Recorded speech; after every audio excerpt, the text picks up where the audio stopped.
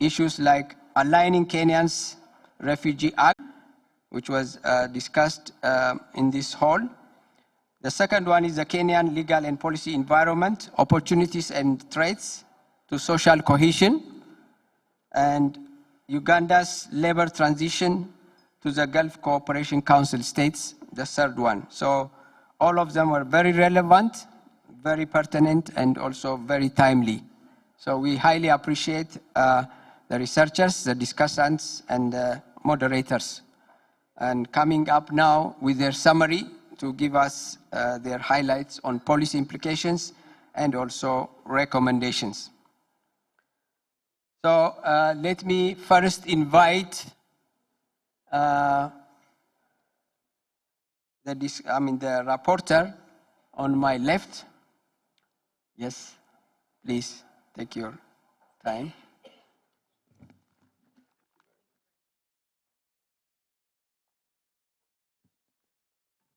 Thank you very much for the kind introduction. Good afternoon, everyone. I haven't prepared formal remarks, but I will do my best to synthesize our very rich discussions in the previous session.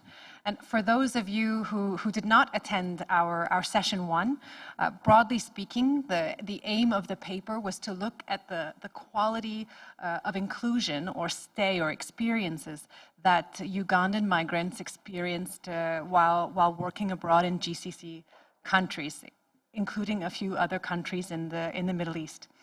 And our distinguished presenter, Dr. Abel, he tested a bunch of background characteristics, but also main assumptions or theories that we have in the field of migration on what determines someone's socioeconomic integration into a society. So, key findings. With the wide range of variables that he tested to determine the quality of experience, he found the most statistically significant results around issues of gender, duration of stay, and social networks. So women, in fact, who made up the largest category of labor migrants going to the GCC countries, had a lower quality experience in integrating. And those who stayed longer in GCC countries, contrary to popular beliefs, had also a lower quality of integration.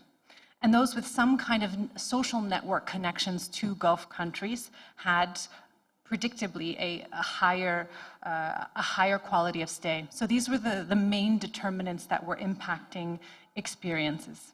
So what are the main policy implications or the conclusions that we can draw from this? I think first and foremost, specific interventions Dr. Abel recommended were needed, targeting women. And because the female migrants who are often going to work would be largely in the domestic work sector. So it's sensitizing them on what might be their rights, what might they expect when they move abroad. Second was around the statistically significant results with respect to social networks. So it's not as though we can build social networks for people in Gulf countries, but the thinking was that perhaps if there are programs at embassies in destination countries to help link people, newly arrived people with some kind of network in countries, that this might improve their experience. And more broadly, greater pre-departure training and programs, education for those intending on moving through recruitment agencies on the kinds of cultural norms that they can expect and what their rights are, because the assumption was that this perhaps was not information that they had readily available when making the decision to engage in labor migration abroad. I think I will leave it there. Thank you.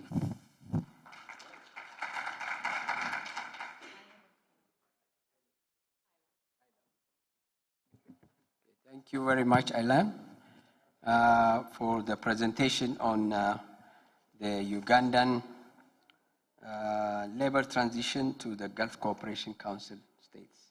That is wonderful. And let us proceed to the second rapporteur, who is discussing the paper based on the Laura Young's paper, which is Aligning Kenya's Refugee Act with commitment on justice and social inclusion. Please.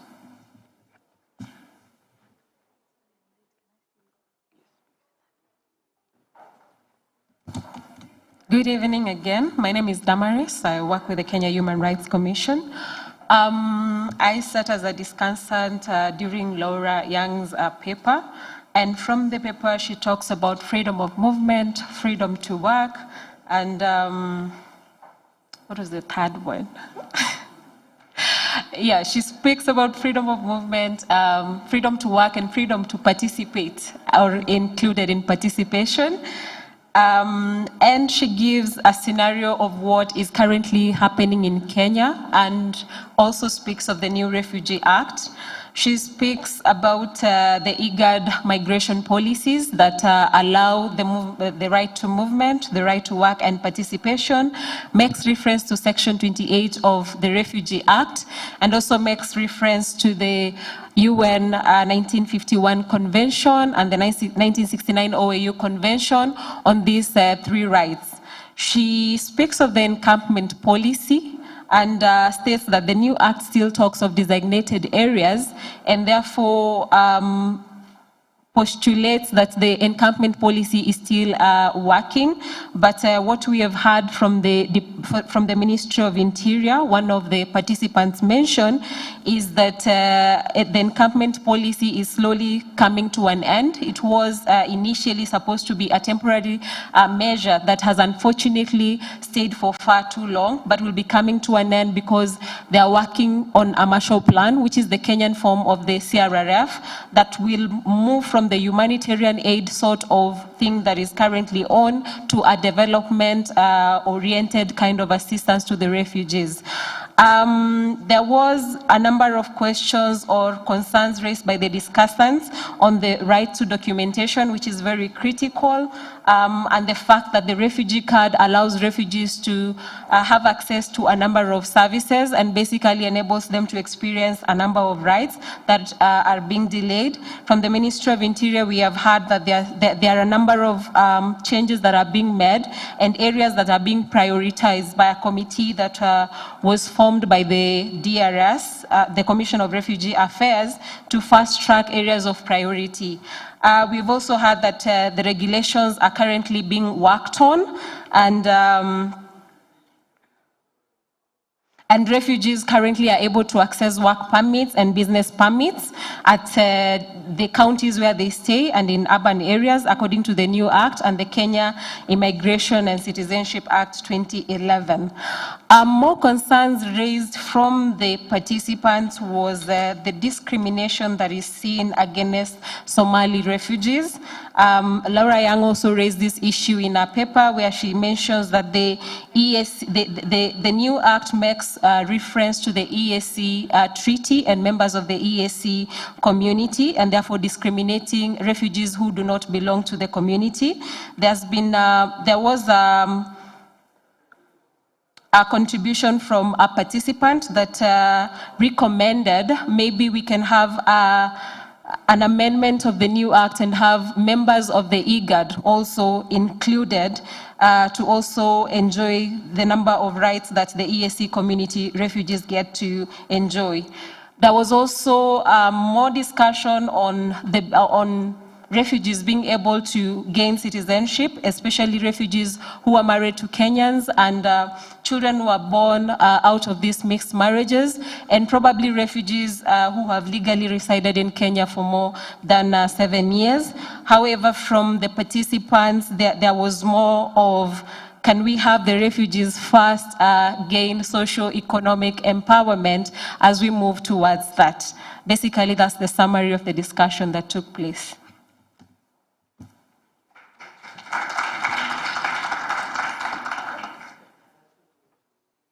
Thank you very much, Damaris. That was discussing the Aligning Kenyans Refugee Act with Commitment on Justice and Social Inclusion.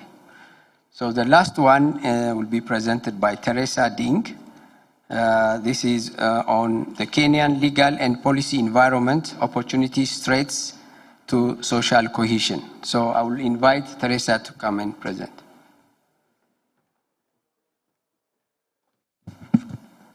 Thank you, Dr. Giru. I'd just like to put out a disclaimer, number one.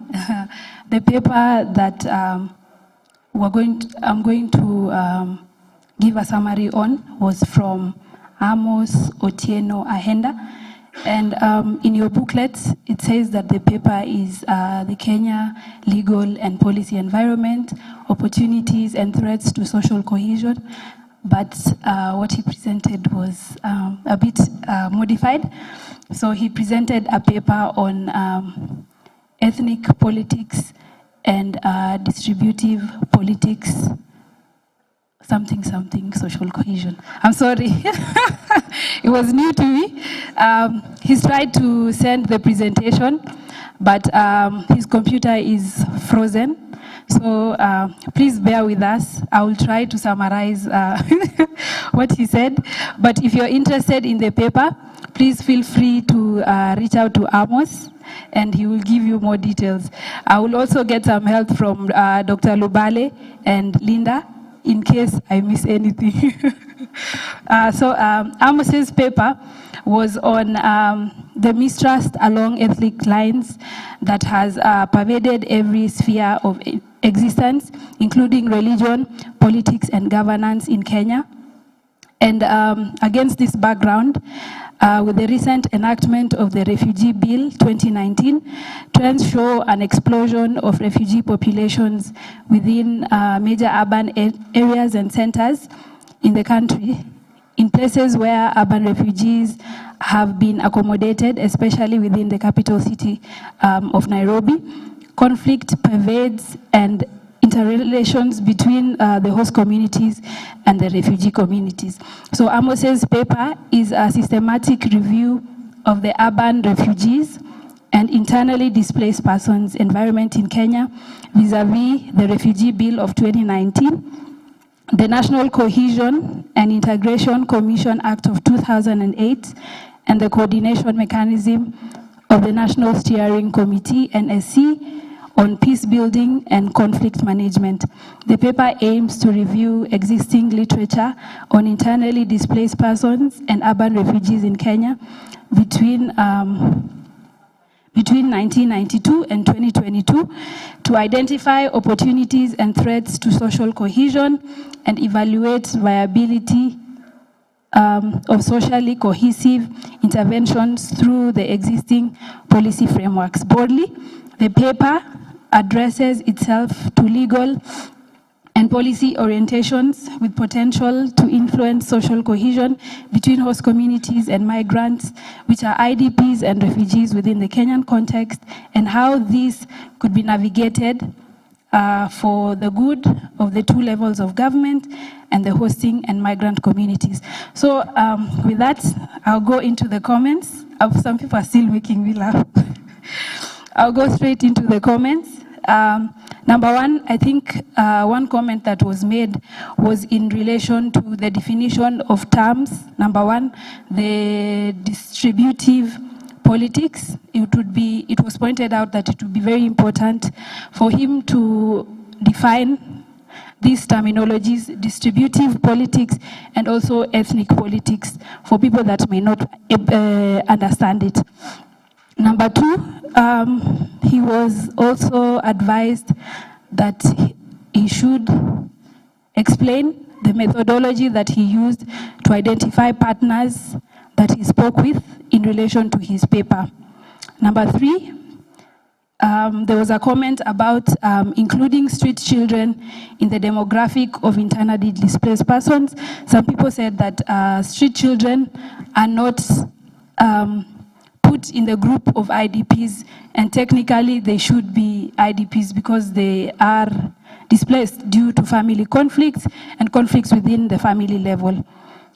Next, he was also advised to have a theory that explains the basis of his research, which majority of the people in the room did not see was clearly put out. So that would be important for him to put out to be able to enable people to understand his paper more. Lastly,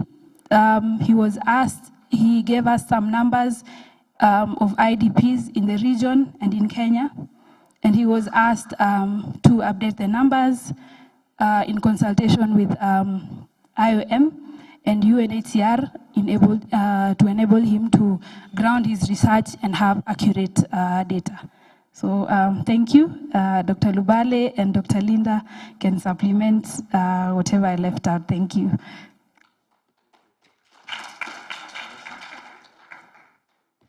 Thank you, Teresa. Thank you for your support. And I will ask the audience again to give these three great rapporteurs a round of applause. Thank you very much. Now is the time for you to question them and also make your comments on these three interventions. And we'll have 30 minutes for just discussion, general discussion. And then we'll have two important interventions before we go for the break and continue our resting time until we come tomorrow. So before that, we'll have a discussion for 30 minutes. Discussants and rapporteurs, be ready for questions. And now is the time for you to ask question. Okay, Madam, first. Another one. Anyone who would like to have comments, questions, and suggestions? And also recommendations too? Another one? We'll go in that order first. So let me give for the two delegates the chance, and then we'll go for another round. Okay, Madam, please. Thank you so much, moderator. My name is Linda Oucho from the African Migration and Development Policy Center. So it's not exactly a comment. I'm just going to complement Teresa's presentation and just to tell people that the presentation was Ethnic Identity, Distributive Politics Nexus in Social Cohesion, looking at the Kenyan legal and policy frameworks on IDPs. So in that presentation, maybe just to add more value, the presenter was actually sharing his desk review of what he's found so far on this thematic area and was giving us insights on how the issues of displacement are taking place in Kenya and what it looks like in terms of the policy frameworks and what he's observed in terms of policy and practice. So the paper is an ongoing research that's taking place, and the comments were designed to help him strengthen his paper further, to actually give quality results, and it actually had an enthusiastic response from the audience. One comment that I would add, that I didn't add in the session, was to propose to the author to, when he's presenting his work, to say that this is something that we have found so far at this stage, and now moving to the next stage, and I found these questions that I want to interrogate further in my field work. So we understand at least that he's going to talk to people, interview organizations, community-based organizations, to strengthen the quality of his results. So that's just my add-on to Teresa's presentation. Thank you so much. Thank you very much. Second chance. Please, your name and your institution, please.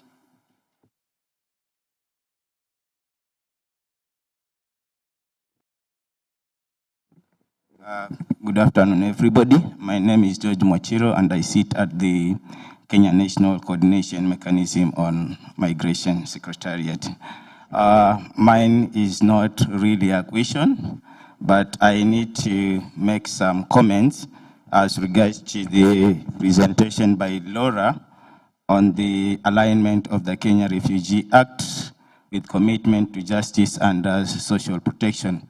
So to begin with, I think I need to commend my country, Kenya, for enacting a new law. Because I think in 2016, when I was doing this research on the issue of Somali refugees, it was really a thorny issue.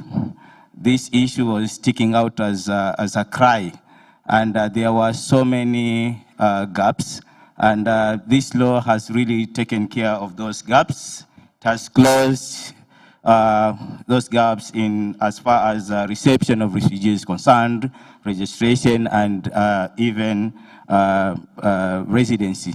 So it provides a comprehensive kind of framework that is also informed by the major frameworks like the CRRF, the GCR, the Kampala Convention, and many other, like the 1951 Convention. So I really wanted to commend my country for the step that we have taken to expand the protection space of refugees in this country. Two, I think the issue of refugee is a shared responsibility. So in as much as Kenya shoulders the bigger part of the responsibility, I think other parties also have to take their fair share. Like the repatriation that has been mentioned here widely. You know, UNHCR are the ones that are facilitating these repatriations. So before they repatriate the refugees, they should make sure that they have made an informed decision to repatriate. They should have accurate information on the area where they are being repatriated. And to the international community, I think they need to support Kenya instead of condemning that there are some gaps despite the step that we have made. Kenya should be supported to come up with schemes, asylum schemes that are capable of balancing. You need a balancing act because Kenya has serious security concerns. And again, there are some vulnerable refugees on this other hand that needs protection. So instead of condemning Kenya, let us be supported to come up with some asylum schemes that are capable of striking a balance. And also the Federal Republic of Somalia, they should also take their fair share. You know, in as much as we know that there is breakdown of peace, but since the situation now is a bit stabilizing, they should take a responsibility to accept their people who have voluntarily decided to go back to their country. So it should be a shared kind of responsibilities, and mine was not a question. I was just trying to, add my voice to the discussion. I thank you very much. Thank you very much for that elaborative comment. Okay, Madam.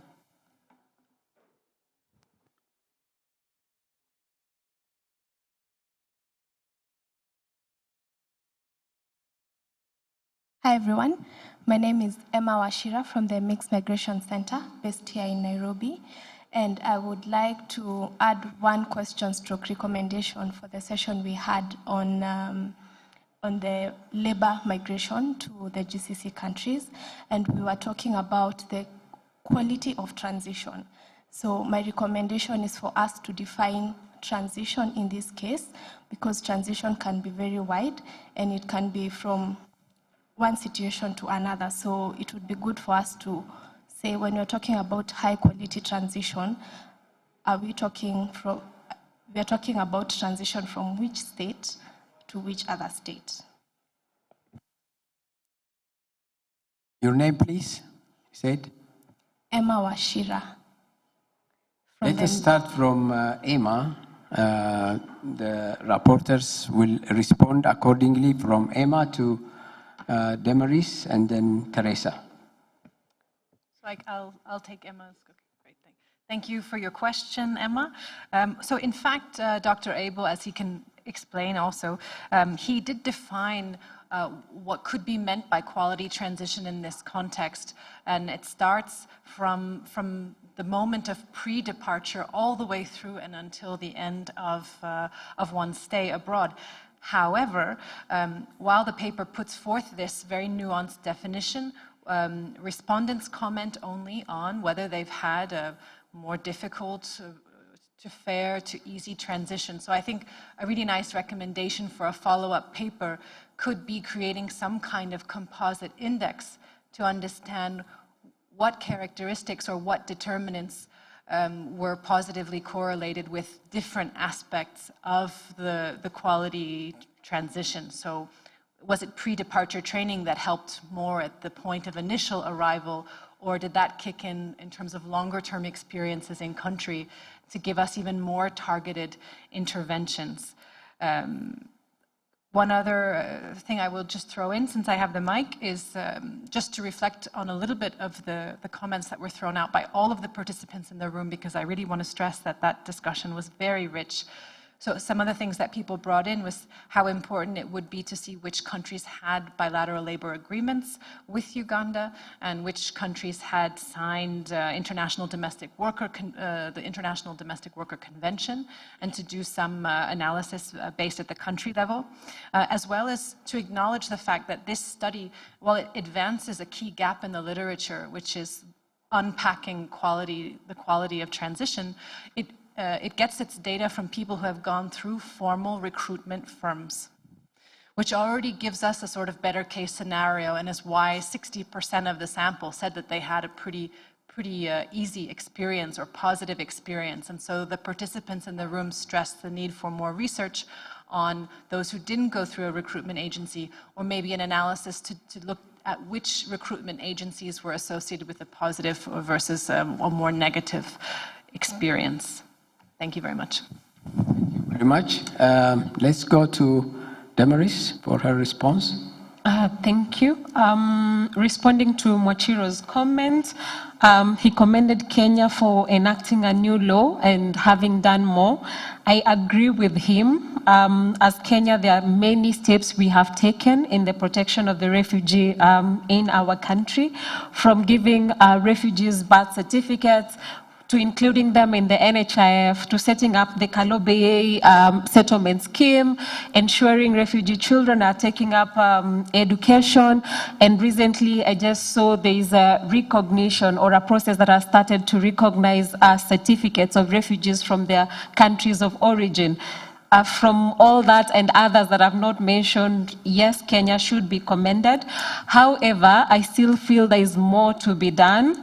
Living in a tent in an area that has a harsh climate and is near to their countries of origin or the border region that are a bit dangerous, for 30 years living in a tent, for me, I don't feel that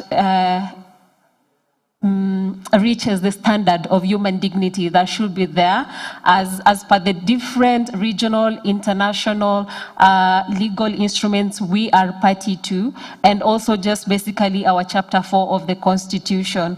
So more needs to be done. If the settlement schemes that the Ministry of Interior has reported are going to accord refugees more human dignity, then even more better, let's do that. If giving them citizenship is going to help them have more improved lives, then that can be taken. Not a blanket announcement, of course, but a criteria that has to be followed for the few who qualify to take that up. If the EAC citizenship is going to do that, then why not? So yes, Kenya has done a lot, but more needs to be done. On burden sharing, I do agree. More than 500,000 refugees and asylum seekers, definitely there needs to be burden sharing, even just not within East Africa, but the African continent. Looking at how Europe has dealt with the Ukrainian situation, more than thousands were displaced. We don't see we don't see a refugee camp set up. Most of the countries have received these people very well. Children have been easily been taken into schools and everything. Africa, as African countries, what can we do in burden sharing to just ensure that refugees are taking care of each other? Thank you, Damaris. Teresa, it's your turn, supported by your colleagues as well. I don't think there was a question specifically to our group, but I can clarify on the name of the research now. So it's called Ethnic Identity, Distributive Politics Nexus, Challenge in Social Cohesion, the Kenyan Legal and Policy Environment on IDPs. So I think maybe just to wrap up on the entire discussion, I would congratulate Amos for the paper. There's very little research being done, especially for IDPs, and especially for the context of Kenya, which has only experienced IDPs during the 2007-2008 conflict. So I think this is a very limited paper, if I may say, because the period in which you're doing the research has already passed, and there's no other event that you can use to back up the research. So that's all I can add to finalize on our discussions. Thank you. Sure. Thank you, Teresa. Distinguished delegates, we are run out of time, but I will be happy to give 1 or 2 hands for comments and questions if you have. Okay, Ibrahim, 1, 2 from brother from Somalia. Any other? 3. That will be the last one. So if I may start by Ibrahim Kas. Thank you, Mr. President. This name should be maintained at least until late afternoon. So I would like to comment, not a question, on the issue where in one of the group areas on the labor migration from Uganda to GCC. I think in a general note, there are issues that we look into in terms of labor migration, where the issue of labor migration skills is very much important, so that we have migrants that are going to GCC or elsewhere that are the minimum necessary skills, so that they will be benefiting from the labor abroad. So skilling of migrant is one of the issues. And the other important that we should take into account is the bilateral labor agreement that sending and receiving country has, which should be equally negotiated. Because the experience we have in these days is it's only the receiving country who have more advantageous terms and conditions into the contract, and the sending countries do not have that much voice.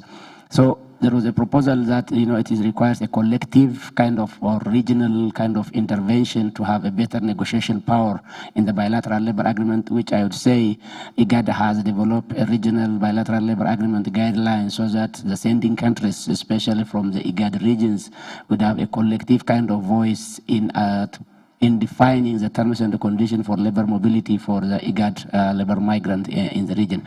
And I think that's the most important one, and also the link between the labor migrant and the development aspect. We are not only looking the remittance that our labor migrants are sending. We should also look into the right of the labor migrant in the destination countries. So the BLS that we are signing, we have to make sure that it protects the right of migrant workers in the GCC countries, because although Uganda is an example, it's quite applicable to the region. I think that is what we need to look into while taking labor migration as an issue for IGAD region. Thank you, Mr. President. Thank you, Ibrahim. Thank you very much for that important and relevant intervention from intimate knowledge on labor migration. Thank you, Ibrahim. Okay. Thank you, Chair. Mine is just a follow-up to what colleagues from the Kenya National Commission for Human Rights was saying, and as well as the colleague from the National Coordination Mechanism. I think on the burden sharing, since the tripartite agreement, and in particular 2014, Somalia has received 135,000 refugee returnees, mainly from Kenya, except few from Yemen. So, of course, we have taken a good number of them. And I think also, as just been mentioned by the lady from the Kenya National Human Rights Commission, I think, like for example, in Somalia, we have Yemeni refugees of like 30,000, and they are locally integrated. We don't keep them in camps. And as you have seen in the DAB, people are being kept in camps for so long until insecurity issues arise. So we'll always appreciate the services provided by the Kenyan government to the Somali refugees, but at the same time enhance local integration, whereby people can be more productive and being empowered. And finally, out of the discussions that we have recently with the group, we realized that the new refugee law is considered much on the East African community, and Somalia is not part of the East African community, so it is somehow a bit discriminative, and maybe there is need to amend or do something about it so that it can be all inclusive. Thank you. Thank you very much. Your comment is well taken. And if you have any reflection, reporters, feel free to raise your hand. And the last final chance is for Ngudai from Ethiopian Human Rights Commission. Sorry.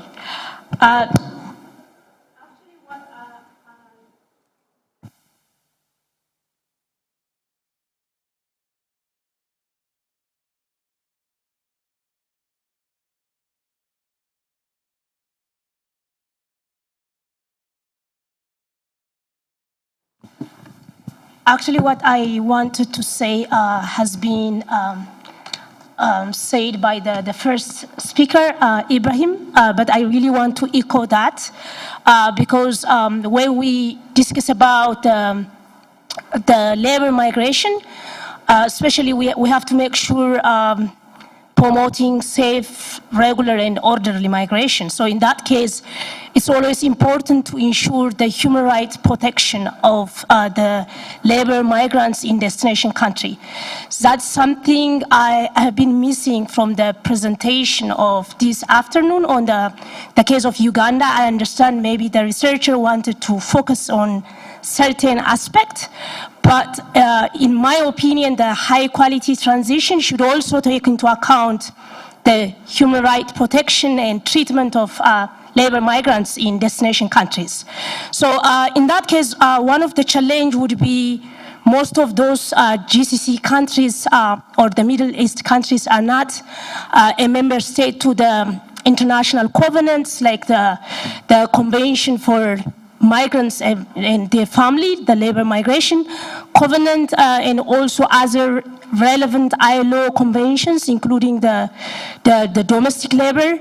So my suggestion is, this is just opinion, maybe IGAD, this is one area where IGAD should take the lead and be in driving seat by ensuring this collective voice and collective intervention, especially among the IGAD member states, so that we can make sure they will have a better negotiation and bargaining power, because Ibrahim has also mentioned about often the recipient countries are in better position.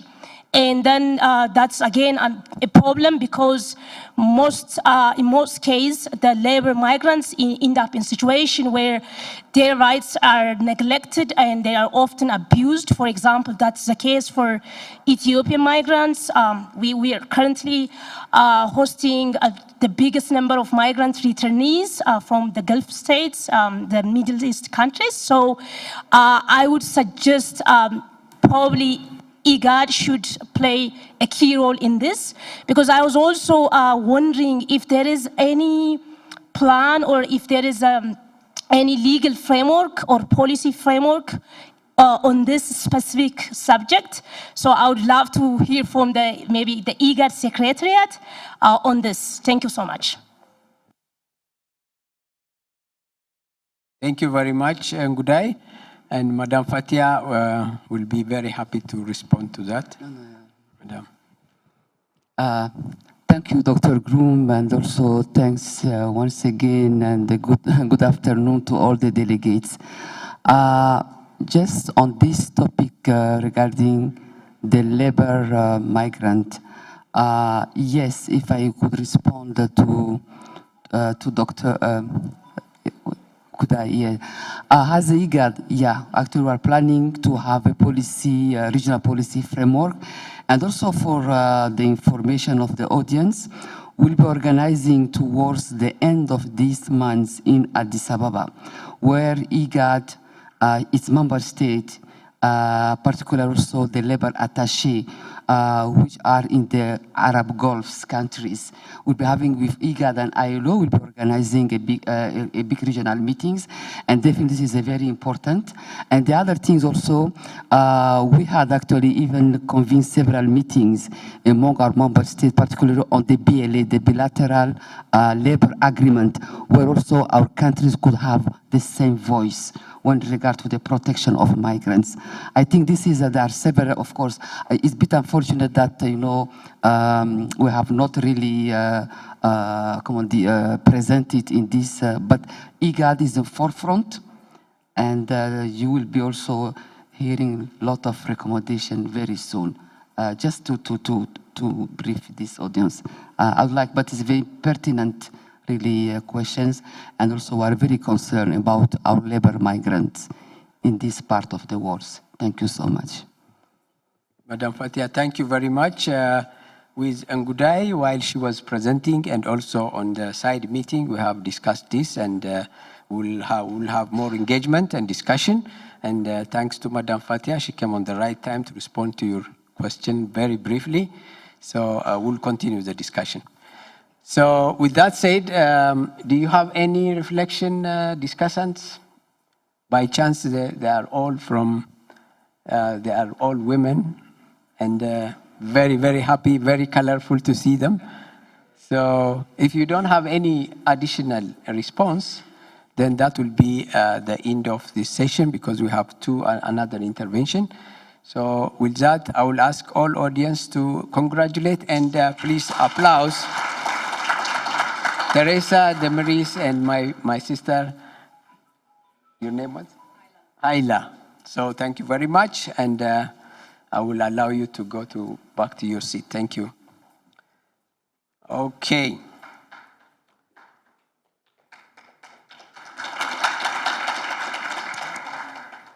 Yes, they need a warm applause. What a wonderful panel, and they are effectively discharging their duty by giving a very summarized and informative report for Madam Fatia and those who came a bit late.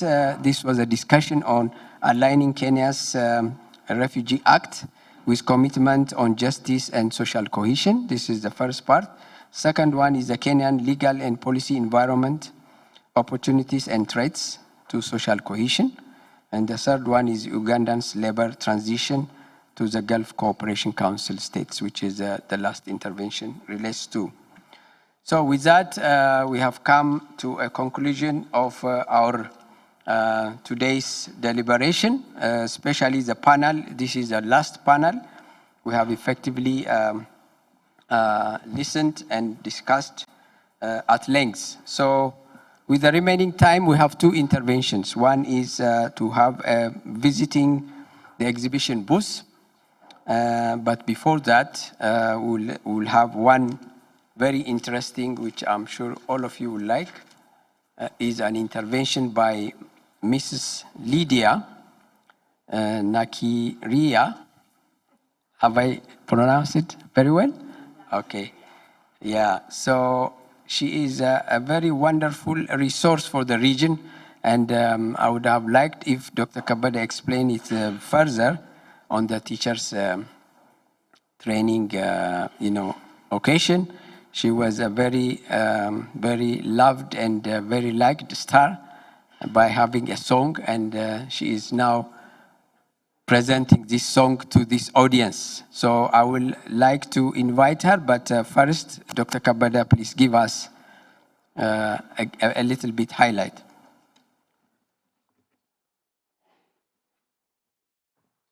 Thank you, Dr. Groom. Thank you for this opportunity. After exhausting 2 days, IGAD felt that you would deserve some point of relaxation. So we have prepared a singer, melody singer. It's a very moving song.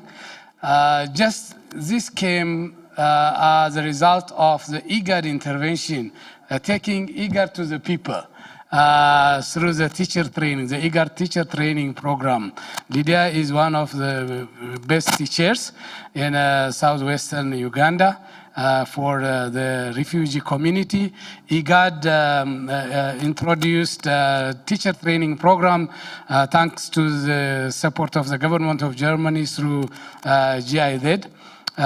In 2021, and over the last 2 years, we had trained, as you have heard from His Excellency, the Ambassador of Germany to Kenya, over 755 teachers.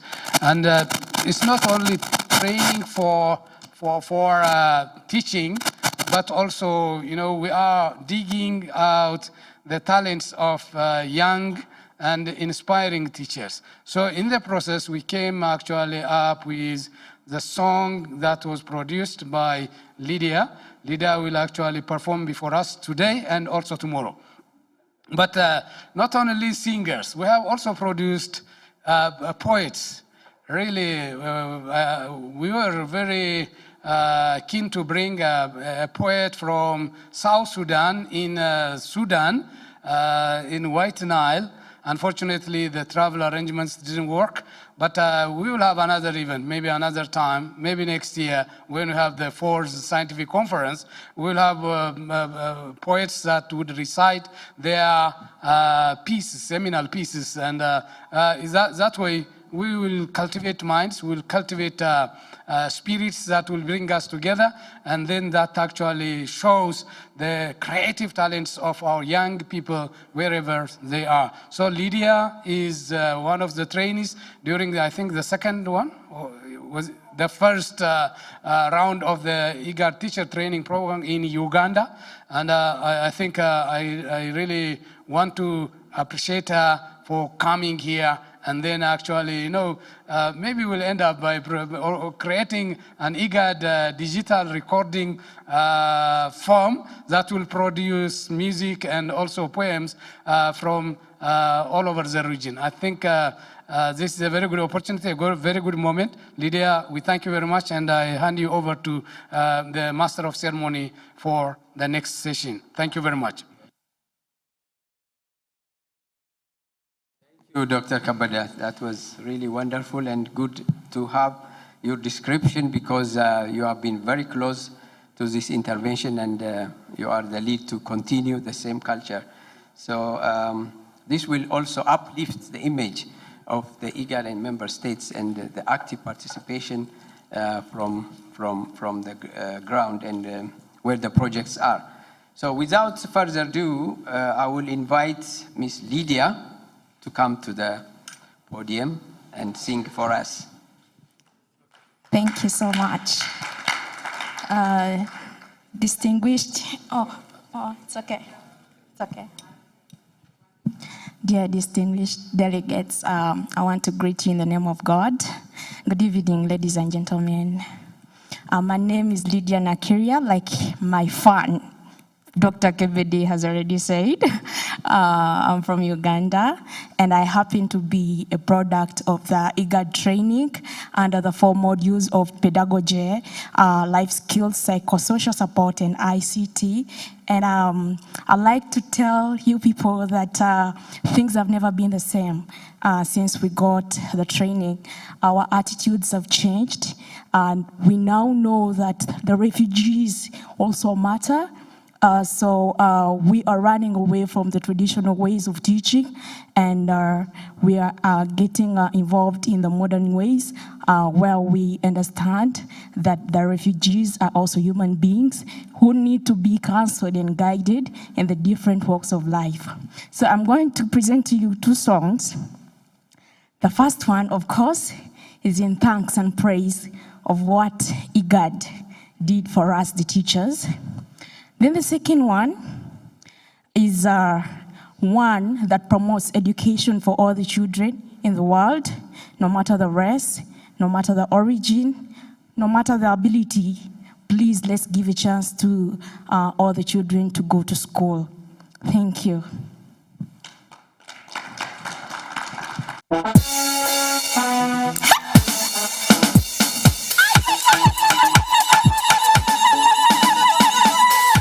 Kusima etu ya myenyo nimukahangare ebimikozire.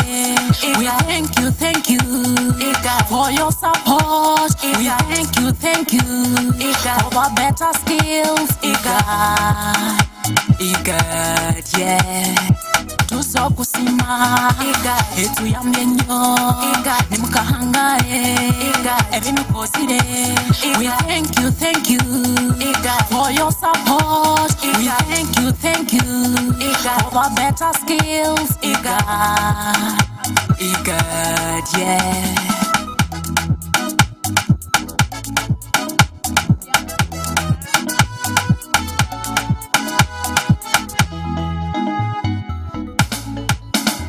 Our future is bright, so bright with IGAD. Yelele, no more stress, no more pain, no more regret, no more poverty with IGAD. pedagogy, life skills, ICT, financing, communication, innovation, self-care, stress management. Hey, you're not IGAD. Great thanks go to GIZ, German Corporation. Thank you too. With your round, things have changed. I'm happy. We are happy. I cannot forget to thank the Ministry of Education and Sports. Thank you so much for supporting us and for cooperating with IGAD. Tuzo kusima IGAD, etu ya myenyo IGAD, nimukahangare IGAD, every posire IGAD. We thank you IGAD, for your support IGAD. We thank you IGAD, for the better skills IGAD. IGAD, yeah.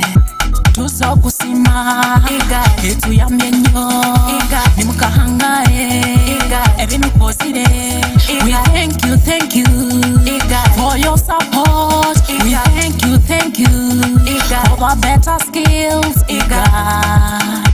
IGAD, yeah. Abana bona bakabyega babikwata kandi bashemererwa. Ramanja better, Changwali better, Nakivale better, Rubondo better, Bujuburi better, Humura better, Rafaelo better, Kanoni Apollo. Thank you for hosting us, Canon Apollo. Karapate, Señorita. I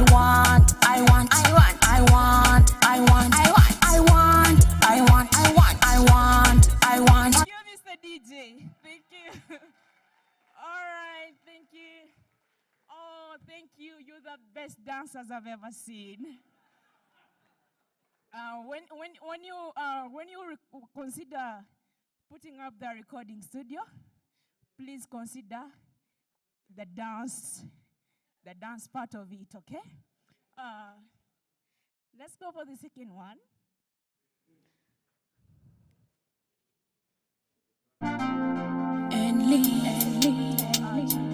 Empire Records.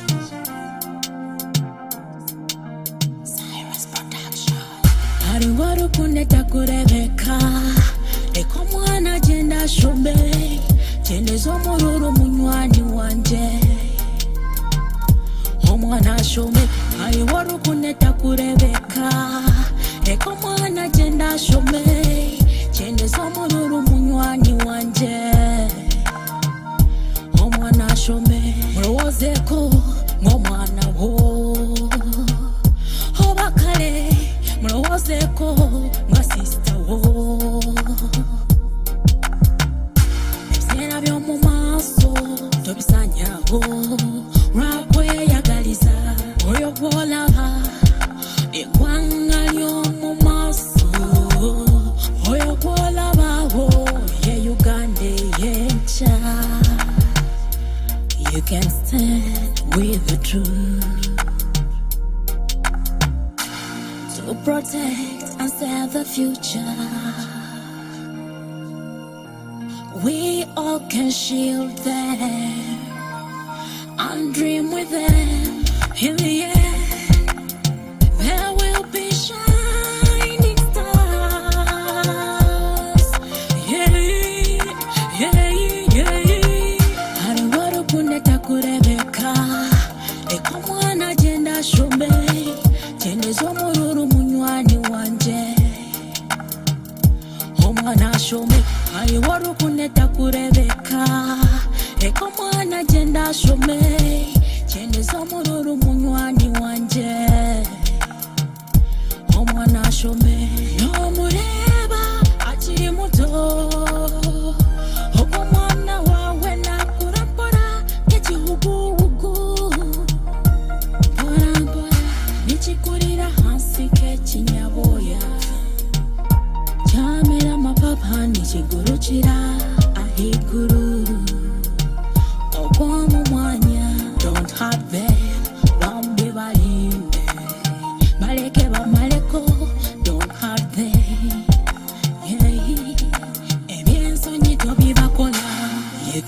gifted with the truth to protect and save the future. We all can shield them and dream with them. In the end, there will be shining stars. Yeah, yeah, yeah. Haruwaru kuneta kurebeka eka mwana jenda shumbe jenezo mururu munywani wanje omwana shumbe haruwaru kuneta kurebeka eka mwana jenda shumbe jenezo mururu munywani wanje omwana shumbe.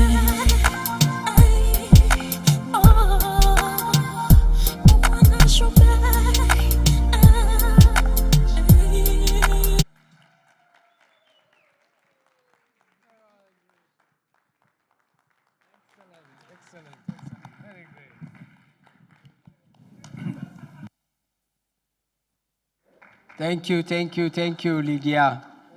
Please, again, a round of applause by my request. Thank you. That was a lovely, lovely voice, lovely music. Thanks to Dr. Kabada and his team. And you have brought her here, and she deserves, and this is probably the first intervention IGAD's meetings.